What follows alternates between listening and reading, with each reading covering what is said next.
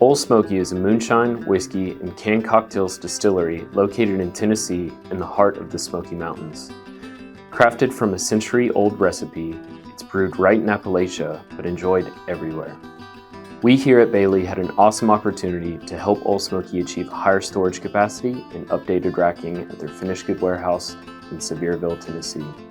To plan this project, we completed a full assessment of current storage capacity, process flow, and all spacing constraints.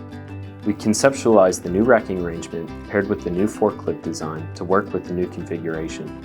We project managed the install to ensure minimal disruption to operations and also added safety elements like rack guards to ensure operational effectiveness. This project successfully increased finished goods storage capacity by 55%. Overall, Ole Smoky was extremely excited about the outcome of this project, and we here at Bailey were happy to help.